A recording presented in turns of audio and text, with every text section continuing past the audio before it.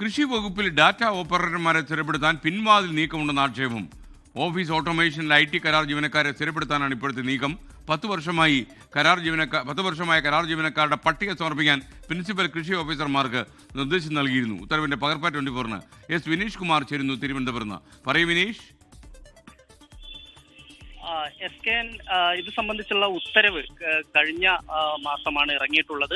നമുക്കറിയാം, കൃഷി വകുപ്പിലെ ഡാറ്റ എൻട്രി ചെയ്തുകൊണ്ടിരിക്കുന്ന ഡാറ്റ ഓപ്പറേറ്റർമാരെ നിയമിക്കാനാണ് ഇപ്പോൾ തീരുമാനം വന്നിട്ടുള്ളത്. 10 വർഷം വരെ ആയിരിക്കുന്ന ആളുകളെയാണ്, 10 വർഷം വരെ ഈ താൽക്കാലിക അടിസ്ഥാനത്തിൽ ജോലി ചെയ്യുന്ന ആളുകളെ, കരാർ നിയമനം നടത്തിയ ആളുകളെ നിയമിക്കുന്നതിന് വേണ്ടിയിട്ടാണ് കൃഷി വകുപ്പ് ഡയറക്ടറുടെ ഓഫീസിൽ നിന്ന് പ്രിൻസിപ്പൽ കൃഷി ഓഫീസർക്ക് ഇത് സംബന്ധിച്ചുള്ള നിർദ്ദേശം നൽകിയിട്ടുള്ളത്.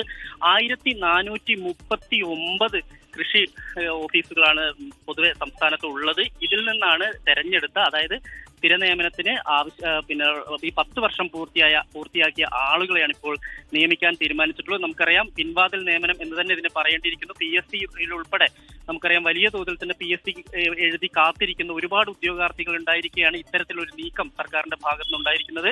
കൃഷി വകുപ്പിലെ ഉന്നതർ ഇടപെട്ടാണ് ഇത്തരത്തിലൊരു നീക്കം നടത്തിയിരിക്കുന്നത് എന്നാണ് അറിയാൻ കഴിയുന്നത്. ഇതിൽ പ്രധാനമായും പറയേണ്ട കാര്യം, അതായത് ഈ ഡാറ്റ ഓപ്പറേറ്റർമാരുടെ ഒരു സംഘടനയുണ്ട്. അവരുടെ ആവശ്യപ്രകാരം, അത് ഒരു ഇടതുപക്ഷ സംഘടനയാണ്, ഈ സംഘടന ആവശ്യപ്പെട്ടത് പ്രകാരമാണ് ഇത്തരത്തിൽ ആളുകളെ, 1000-ലധികം ആളുകളെ ഇത്തരത്തിൽ സ്ഥിരപ്പെടുത്താനുള്ള നീക്കം സർക്കാരിന്റെ ഭാഗത്തുനിന്നുണ്ടാകുന്നത്. എന്തായാലും കൃഷി വകുപ്പ് ഇതുമായി ബന്ധപ്പെട്ടുകൊണ്ട് വലിയ ക്രമക്കേടുകളിലേക്ക് തന്നെയാണ് കാര്യങ്ങൾ പോകുന്നത് എന്ന് തന്നെയാണ് പ്രതിപക്ഷം ഉൾപ്പെടെ ആരോപിക്കുന്നത്.